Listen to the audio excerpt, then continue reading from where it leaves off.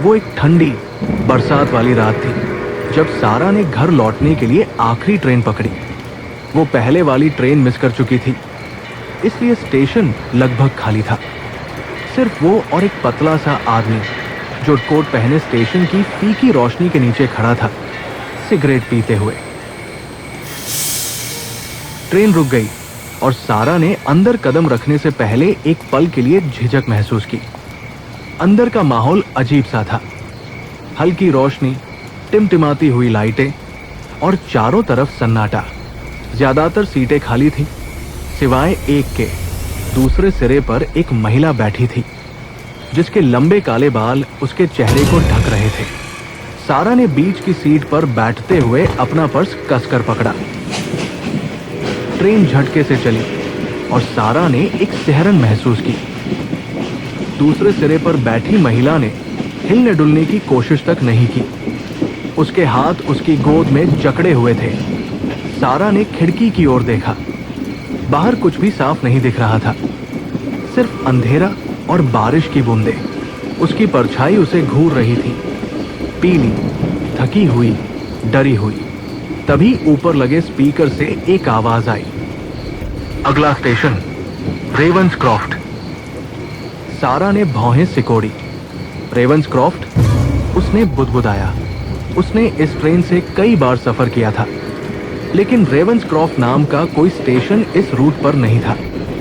उसने ट्रेन में बैठी महिला की ओर देखा। माफ कीजिए, क्या आपको पता है कि रेवंसक्रॉफ्ट कहाँ है? महिला ने कोई जवाब नहीं दिया, लेकिन धीरे धीरे उसका सिर थोड़ा सा मुड़ा। फिर भी उसके बाल उसके चेहरे को ढके हुए थे। सारा का फोन वाइब्रेट करने लगा। उसने उसे जेब से निकाला, लेकिन स्क्रीन पर कुछ अजीब सा दिखाई दे रहा था। समय 1:10।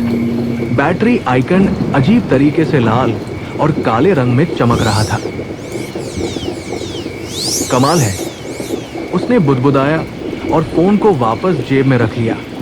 तभी अचानक लाइट्स भड़क उठी और एक पल के लिए सारा ने खिड़की में महिला का चेहरा देखा। वो चेहरा नहीं था, दो गहरे काले गड्ढों जैसे खोखले आंखें, मुंह अजीब तरीके से फैला हुआ और उसके होठों से खून बह रहा था।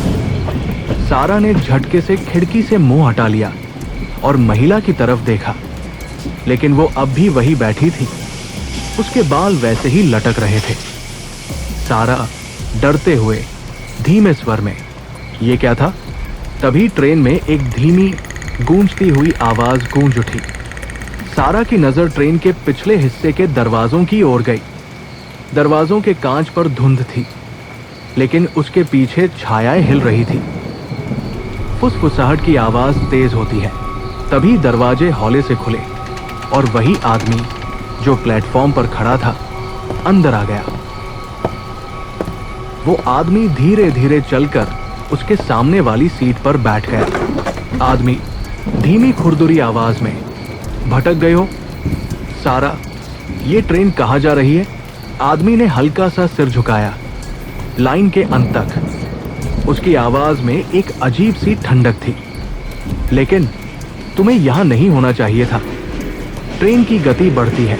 तभी सारा के पैर के पास से एक ठंडी गीली उंगलियों का एहसास हुआ। उसने झटके से पैर पीछे खींचा। वो महिला अब फर्श पर घुटनों के बल बैठी थी। उसका मुंह और भी ज्यादा चौड़ा हो गया था। काले नसें उसकी सफेद त्वचा पर फैल रही थी। महिला का चेहरा अब पूरी तरह से विकृत हो चुका था। उसकी आंखें खोखली हो गई थी। स्पीकर से आवाज, अगला स्टेशन अंत की सीमा। सारा का दम घुट रहा था। उसने आदमी का हाथ पकड़ा। बचाओ मुझे। आदमी ने हल्की मुस्कान दी। अब बहुत देर हो चुकी है। शोर अचानक बंद हो जाता है। सारा ने आंखें खोली। ट्रेन रुक चुकी थी। वो अकेली थी। दरवाजे खुल गए और ठंडी हवा का झोंका अंदर आया। स्टेशन का बोर्ड पढ़ा, स्वागत है रेवंसक्रॉफ्ट में। अगर आपको मेरी कहानी पसंद आई हो तो कृपया हमारे चैनल को लाइक, शेयर और सब्सक्राइब करके सपोर्ट करें। इससे मुझे और भी कहानियां लाने में मदद मिलेगी।